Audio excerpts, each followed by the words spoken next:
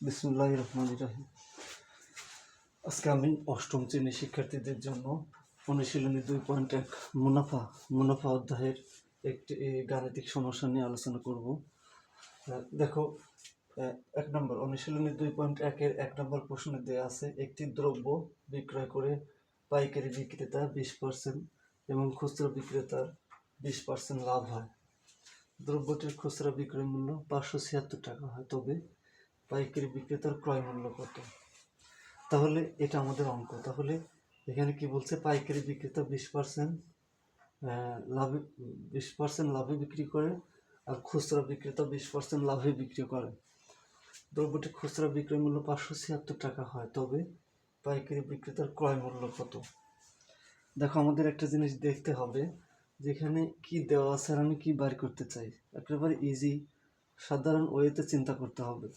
দেখো, দ্রব্যটির খুচরা বিক্রয় মূল্য দেয়া আছে, তাহলে আমরা যেটা দেওয়া থাকবে সেখান থেকে স্টার্ট করব। তাহলে দেয়া আছে দ্রব্যটির খুচরা বিক্রয় মূল্য, তাহলে আমরা এই দেওয়া তথ্যটাকে বাম দিকে রাখি আর যেটা বের করি সেটা ডান দিকে রাখি। তাহলে আমরা শুরু করতে পারি। দেখো, আমরা এই খুচরা বিক্রেতার 20% লাভ এবং খুচরা বিক্রেতার বিক্রয় মূল্য দেওয়া থাকার কারণে আমরা এই খুচরা বিক্রেতার 20% লাভ থেকে অঙ্কটা শুরু করব। তাহলে এখান থেকে শুরু করব আমরা।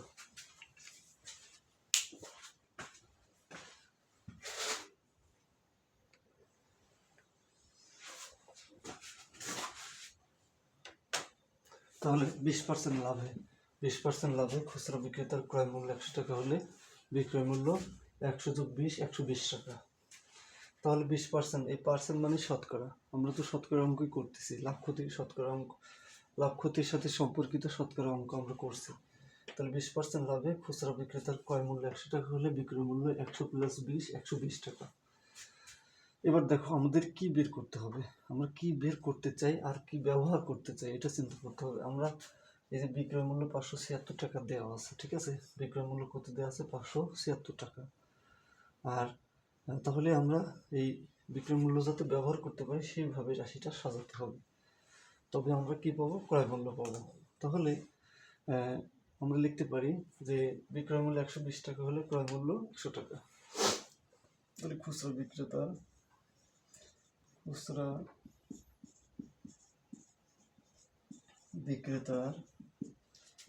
বিক্রয় মূল্য 100 টাকা হলে বিক্রয় মূল্য 120 টাকা হলে 120 টাকা হলে খুচরা বিক্রেতা বিক্রয় মূল্য 120 টাকা হলে ক্রয় মূল্য 100 টাকা। ক্রয় মূল্য 100 টাকা। সুতরাং খুচরা বিক্রেতা বিক্রয় মূল্য কয় টাকা হলে, এই যে 576 টাকা হলে ক্রয় মূল্য 100, আমরা এখানে 1 টাকা লিখবো। 1 টাকা হলে, তাহলে খুচরা বিক্রেতা বিক্রয় মূল্য 1 টাকা হলে ক্রয় মূল্য 100 ভাগ কত? 120 টাকা। দেখো, খুচরা বিক্রেতা বিক্রয় মূল্য 1 টাকা হলে 120-এর চেয়ে 1 কম হলে ভাগ হয়, তখন 100 সোজা 100 উপরে লিখে 1-এর উপরে যে 120 আছে এটা নিচে লিখতে হয়। সুতরাং খুচরা বিক্রেতার বিক্রয় মূল্য কত? 576 টাকা হলে 576 টাকা হলে ক্রয় মূল্য 100 গুণন 576 ভাগ কত? 120। তাহলে যদি আমরা কাটাকাটি করি তাহলে কি দাঁড়ায়? এই 0 কেটে দেয়, এই 12 দিয়ে 576 আমরা কাটবো। তাহলে 12 দিয়ে 576 কতবার যায়?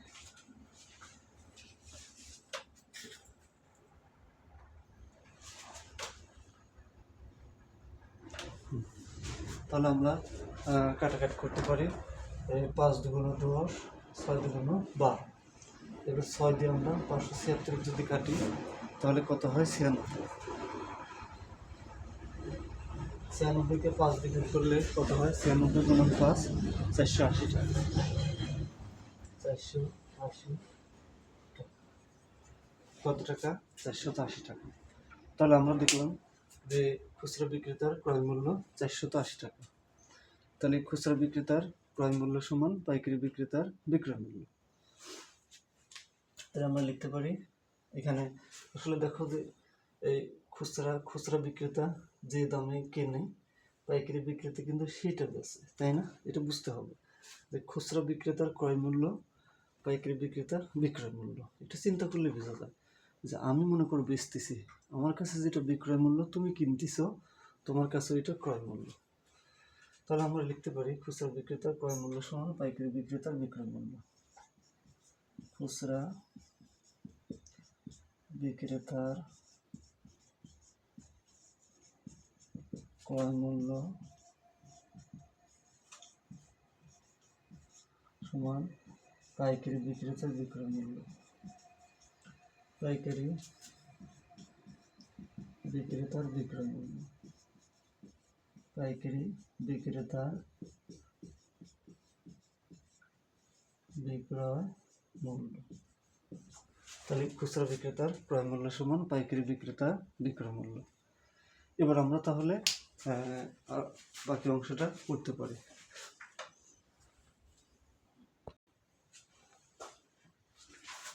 আবার 20% লাভে আবার এই পাইকারি বিক্রেতা 20% লাভ করে।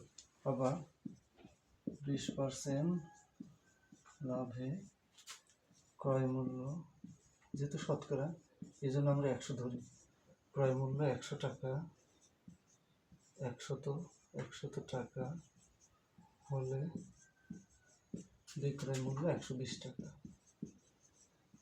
বিক্রয় মূল্য 120 টাকা। 120 টাকা। তা আমরা কি বের করবো এখন? আমরা বের করবো হচ্ছে এই পাইকারি বিক্রেতার ক্রয় মূল্য। আমরা কি বের করবো? পাইকারি বিক্রেতার ক্রয় মূল্য। তাহলে আমরা লিখতে পারি এটা তো পাইকারি বিক্রেতা, পাইকারি বিক্রেতার ক্রয় মূল্য 100 টাকা হলে বিক্রয় মূল্য 120 টাকা। তাহলে পাইকারি বিক্রেতার ক্রয় মূল্য 100 টাকা হলে বিক্রয় মূল্য 120 টাকা। তাহলে এই কথাটাকে আমরা এখন ঘুরাই দেব। কি করব? ঘুরাই দেব যে পাইকারি বিক্রেতার বিক্রয় মূল্য 120 টাকা হলে ক্রয় মূল্য 100 টাকা। সুতরাং পাইকারি বিক্রেতার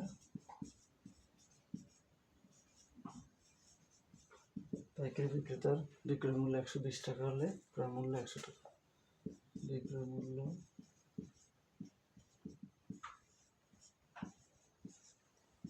120 টাকা হলে ক্রয় মূল্য কয় টাকা? 100 টাকা। যেটা আমাদের চাইছে যে পাইকারি বিক্রেতার ক্রয় মূল্য কত? ক্রয় মূল্য 100 টাকা। দেখো পাইকারি বিক্রেতার বিক্রয় মূল্য 100 টাকা হলে ক্রয় মূল্য কয় টাকা? 100 টাকা। পাইকারি বিক্রেতার বিক্রয় মূল্য 120 টাকা হলে ক্রয় মূল্য 100 টাকা। সুতরাং পাইকারি বিক্রেতার বিক্রয় মূল্য 1 টাকা হলে ক্রয় মূল্য 100 ভাগ 120 টাকা। সুতরাং পাইকারি বিক্রেতার বিক্রয় মূল্য কয় টাকা? ওই যে আমরা পাইছিলাম পাইকারি বিক্রেতার বিক্রয় মূল্য 480 টাকা। 480 টাকা হলে ক্রয় মূল্য 100 গুণন 480 ভাগ কত? 120। তাহলে এই সঙ্গে কেটে দিই, 12কে 12, 4 12 48। 4 গুণন 100 মানে 400 টাকা। 400 টাকা। তাহলে আমি মুছে দিতে পারি। তাহলে আমাদের কি বের হলো? 400 টাকা। অর্থাৎ পাইকারি বিক্রেতার ক্রয় মূল্য 400 টাকা। অর্থাৎ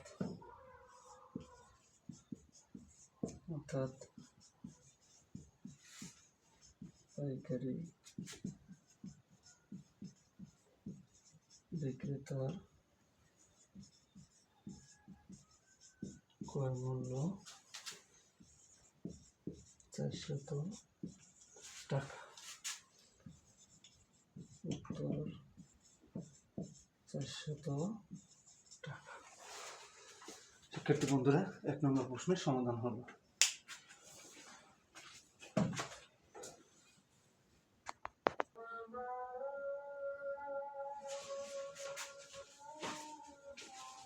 আমি বিষয়টা আবার একটু আলোচনা করছি যে একটি দ্রব্য বিক্রয় করে পাইকারি বিক্রেতার 20% এবং খুচরা বিক্রেতার 20% লাভ হয়।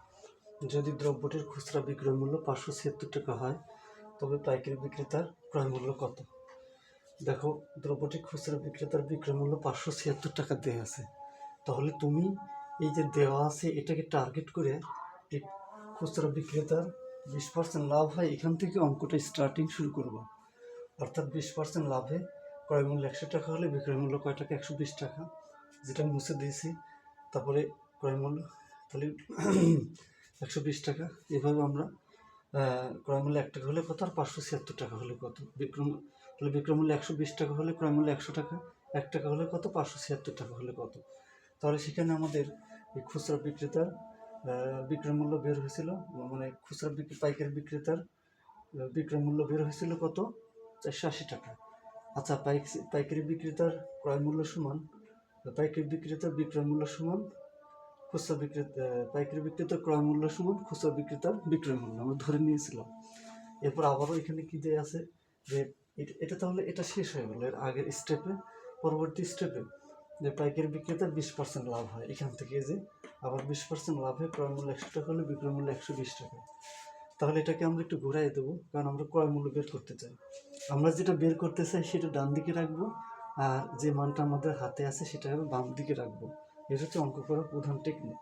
তাহলে পাইকারি বিক্রেতার বিক্রয় মূল্য 120 টাকা হলে ক্রয় মূল্য 100 টাকা, পাইকারি বিক্রেতার বিক্রয় মূল্য 1 টাকা হলে কত, আর পাইকারি বিক্রেতার বিক্রয় মূল্য 480 টাকা হলে কত? আমরা দেখলাম ক্রয় মূল্য বের হয় 400 টাকা। অর্থাৎ পাইকারি বিক্রেতার ক্রয় মূল্য আমরা আমাদের যেটা প্রশ্নে দেওয়া আছে, যেটা আমাদের চাইছে পাইকারি বিক্রেতার ক্রয় মূল্য কত, আমাদের বের হয়ে গেল পাইকারি বিক্রেতার ক্রয় মূল্য 400 টাকা। উত্তর 400 টাকা। এবার পরবর্তী অঙ্কটি করছি।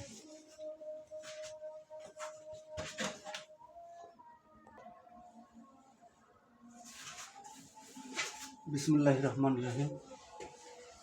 একজন দোকানদার কিছু ডাল 2375 টাকায় বিক্রয় করায় 5% ক্ষতি হলো। ওই ডাল কত টাকায় বিক্রয় করলে তার 6% লাভ হতো? তাহলে আমাদের এখানে কি বের করতে হবে? কত টাকায় বিক্রয় করলে 6% লাভ হতো, এটা কিন্তু বের করতে হবে যে কত টাকায় বিক্রয় করলে। তাহলে আমাদের বের করতে হবে কত টাকায় বিক্রয় করলে 6% লাভ হতো। তাহলে আমরা কি লিখতে পারি যে 5% ক্ষতিতে, দেখো ওই যে এখান থেকে স্টার্ট করবো, যেহেতু বিক্রয় মূল্য দেয়া আছে, এই দেয়া আছে জিনিসটাকে আমরা ব্যবহার করার টার্গেট রাখে এই 5% ক্ষতির এখান থেকে অঙ্কটা শুরু করব। দেখো 5% ক্ষতিতে 5% ক্ষতিতে ক্রয় মূল্য 100 টাকা হলে ক্রয় মূল্য 100 টাকা হলে 5% ক্ষতিতে ক্রয় মূল্য 100 টাকা হলে বিক্রয় মূল্য এই 100, যেহেতু ক্ষতি হয় এই জন্য বিয়োগ হবে, 100 বিয়োগ 5 সমান 95 টাকা। কত টাকা? 95 টাকা। এখন আমরা এই লাইনটাকে ঘুরাই দেবো, কেননা আমাদের বিক্রয় মূল্য দেওয়া আছে। অর্থাৎ আমরা এই রাশিটাকে এমনভাবে লিখবো যাতে এই বিক্রয় মূল্যটাকে ব্যবহার করা যায়। তাহলে বিক্রয় মূল্য এই রাশিটাকে ঘুরাই দিয়ে লিখি যে বিক্রয় মূল্য 95 টাকা হলে, আবার বিক্রয় মূল্য দেওয়া আছে, তুমি খেয়াল রাখবা যে দেওয়া মূল্যটা যেন ব্যবহার করা যায়।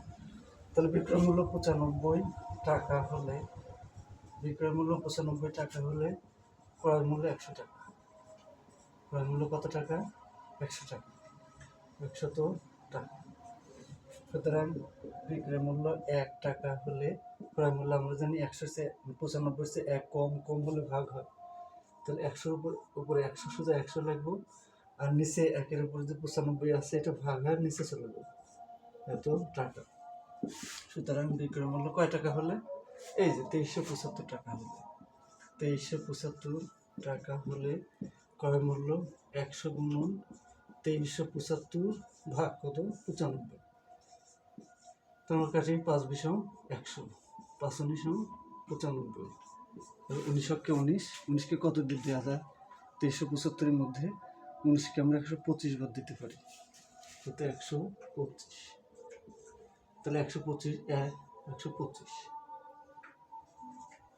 কত করে দিতে পারি? 125। তাহলে 125 গুণন 10, 125 গুণন 10, 125, এখানে 2, তাহলে 125 দুগুণ 250 আর একটা শূন্য, 250 আর একটা শূন্য 2500 টাকা। তাহলে 5% ক্ষতিতে আমরা দেখলাম বিক্রয় মূল্য 95 টাকা হলে ক্রয় মূল্য 100 টাকা, আর 2375 টাকায় তার তাহলে ক্রয় মূল্য হয় 2500 টাকা। তাহলে ক্রয় মূল্যের চেয়ে যদি বিক্রয় মূল্য কম হয় তাহলে আমরা জানি ক্ষতি হয়। এবার আমরা এখান থেকে শুরু করব যে কত টাকায় বিক্রয় করলে 6% লাভ হতো, কত টাকায় বিক্রয় করলে 6% লাভ হতো।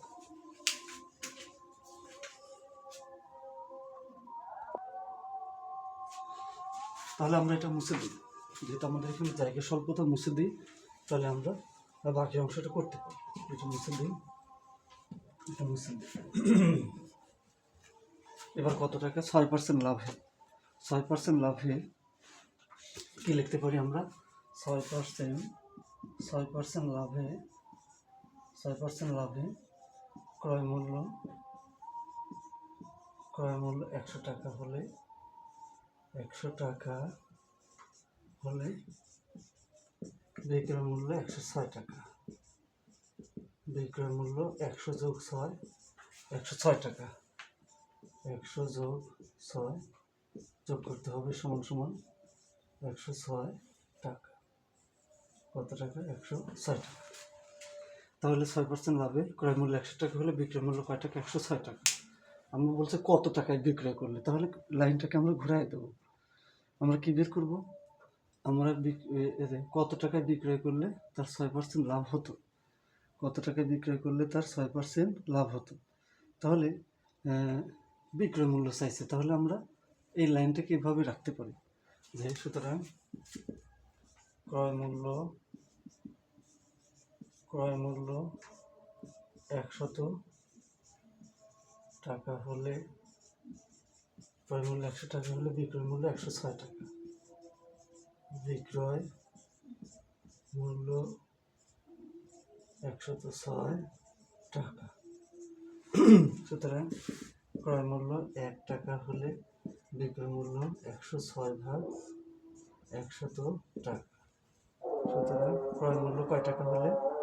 ওই যে আমরা যেটা পাইছিলাম আর কি, 2500 টাকা হলে, 2500 টাকা হলে বিক্রয় মূল্য 106 গুণন 2500 ভাগ কত? 106 গুণন 2500 ভাগ 100। শূন্য কেটে দেই, তাহলে 106 গুণন 25, তাহলে হয় 2650 টাকা। 2650 টাকা। তাহলে অর্থাৎ 2650 টাকা বিক্রি করলে তার 6% লাভ হবে। তাহলে উত্তর 2650 টাকা। উত্তর 2650 টাকা। আমি এবার তোমাদের সামনে 3 নম্বর অঙ্ক নিয়ে হাজির হচ্ছে।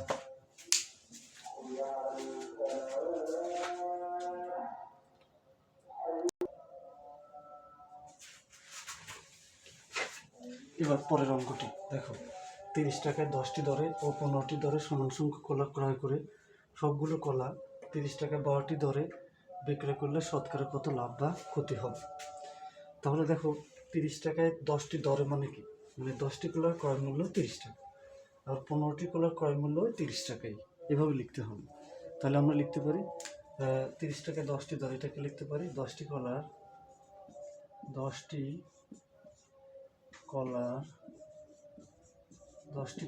ক্রয় মূল্য, 10টি কলার ক্রয় মূল্য 30 টাকা, 10টি কলার ক্রয় মূল্য 30 টাকা। সুতরাং একটি কলার ক্রয় মূল্য 30 ভাগ 10 টাকা সমান 3 টাকা। কয় টাকা? 3 টাকা। আবার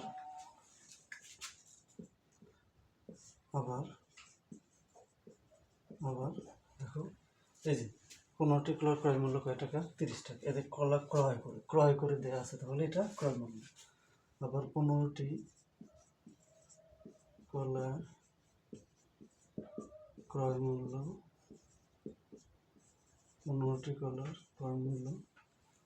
30 টাকা, 30 টাকা। 15টি কলার ক্রয় মূল্য 30 টাকা। সুতরাং একটি কলার ক্রয় মূল্য 30 ভাগ কত, 15 টাকা, তাহলে 2 টাকা।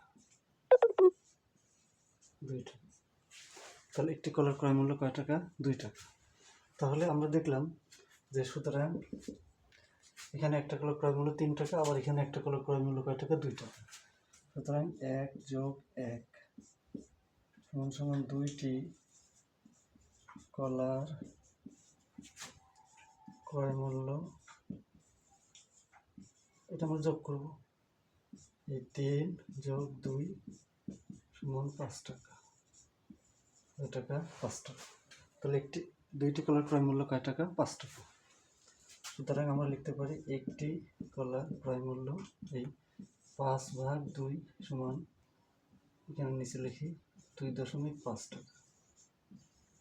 তাহলে একটি কলার ক্রয় মূল্য কত টাকা হলো? 2.5 টাকা। আচ্ছা, আবার এখানে বলছে দেখো যে 30 টাকায় 12টি দরে বিক্রয় করলে শতকরা কত লাভ বা ক্ষতি হবে।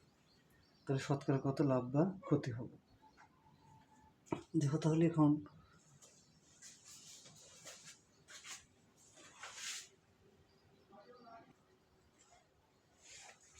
এখানে তাহলে একটি কলার ক্রয় মূল্য কয় টাকা? 2.5 টাকা। আবার 30 টাকায় 12টি দরে বিক্রয় করলে, আবার 12টি কলার বিক্রয় মূল্য 30 টাকা। আবার 12টি কলার বিক্রয় মূল্য সমান 30 টাকা। 12টি কলার বিক্রয় মূল্য কয় টাকা? 30 টাকা। সুতরাং একটি কলার বিক্রয় মূল্য এই 30 ভাগ কত? 12 টাকা। তাহলে 30কে 12 দ্বারা ভাগ করলে কত হয়? 2.5 টাকা। তো দেখো একটি কলার ক্রয় মূল্য কয় টাকা? 2.5 টাকা। আবার একটি কলার বিক্রয় মূল্য 2.5 টাকা। এখানে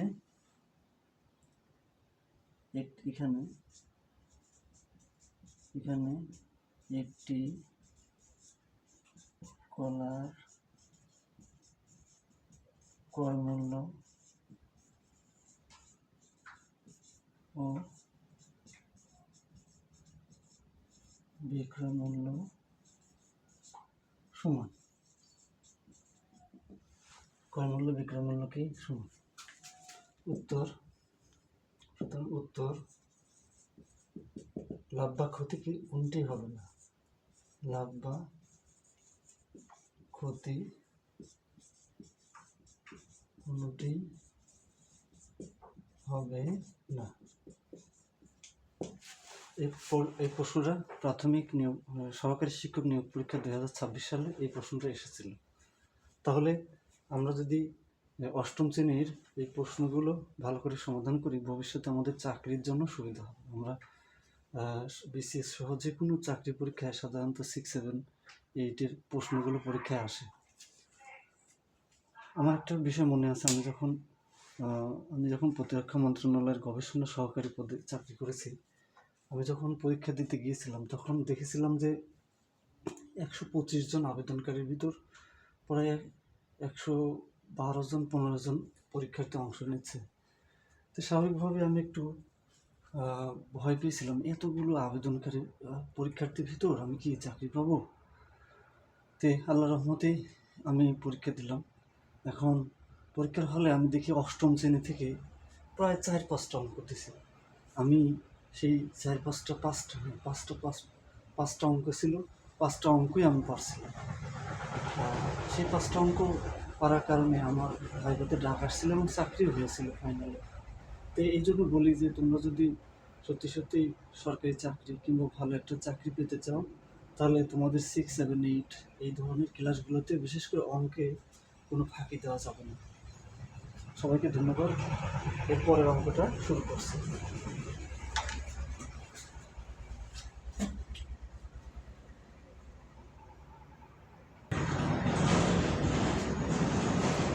এবার পরবর্তী অঙ্কটি করছে যে বার্ষিক মুনাফার হার 10.50 টাকা হলে 2000 টাকার 5 বছরের মুনাফা কত হবে? এই অঙ্কটা পুরাতন নিয়মে করা যায়, আবার নতুন আধুনিক নিয়মে সূত্র দিয়ে আই ইকুয়াল টু পিআরএন এই সূত্র দিয়ে করবে। তাহলে প্রথমে আমরা আই ইকুয়াল টু পিআরএন এটা দিয়ে করাই অধিক যুক্তিসঙ্গত এবং সহজ। তাহলে আমরা এখানে কি কি দেয়া আছে সেটা লিখি। তাহলে এখানে মুনাফার হার কি, বার্ষিক মুনাফার হার মানে মুনাফার হার, বার্ষিক মুনাফার হার। তো মুনাফার হার আর দ্বারা প্রকাশ করা হয়, রেট অফ ইন্টারেস্ট। মুনাফার হারকে আর দিয়ে প্রকাশ করা হয়, যাকে বলা হয় রেট অফ ইন্টারেস্ট। তা আর সমান এই যে বার্ষিক বলছে মানে 100 টাকার এক বছর মুনাফা, এই 10.50 এত পার্সেন্ট, এবার 2000 টাকা মানে এটা হচ্ছে আসল। তাহলে আসল পি সমান 2000 টাকা। কত টাকা? 2000 টাকা। সময় এন সমান কয় বছর? 5 বছর। কয় বছর? 5 বছর। এবার হচ্ছে মুনাফা কত টাকা? মুনাফাকে আয় দ্বারা প্রকাশ করা হয়, ইন্টারেস্ট। মুনাফা লিখি, মুনাফা আয় সমান হট। আমরা জানি আই ইকুয়াল টু পিআরএন। তাহলে আমরা কি বের করতেছি? এই যে মুনাফা আই ইকুয়াল, তাহলে আমরা জানি মুনাফা আই ইকুয়াল টু লিখি, মুনাফা আই ইকুয়াল টু পি গুণন আর গুণন N, I equal to PRN. তো পিটা কত? পিটা হচ্ছে 2000, আরটা কত? এই 10.50%। তাহলে 10.50 ভাগ কত? 100। পার্সেন্ট মানে ভাগ 100 গুণন এন হচ্ছে কয় বছর? 5 বছর। এই শূন্য কেটে দেবে। তাহলে যদি আমরা গুণ করি কত হয়? কাটি দিলে আমাদের গুণ করলে যেটা হয় সেটা হচ্ছে 1050 টাকা। এগুলো গুণ করলে হবে 1050 টাকা। তাহলে মুনাফা কত হবে? মুনাফা হবে 1050 টাকা। তাহলে মুনাফা 1000 কত? 50 টাকা। উত্তর 1050 টাকা। সবাইকে ধন্যবাদ। আজকের মতো আমি 4টি অঙ্কই সমাধান করলাম। এর পরবর্তীতে আমি ক্রমান্বয়ে অধ্যায় সবগুলো অঙ্কই তোমাদের সামনে সমাধান নিয়ে হাজির হব। সবাইকে ধন্যবাদ। আর আমার চ্যানেলটা সবাইকে সাবস্ক্রাইব করার জন্য অনুরোধ করা হচ্ছে। সবাইকে ধন্যবাদ। আসসালামু আলাইকুম।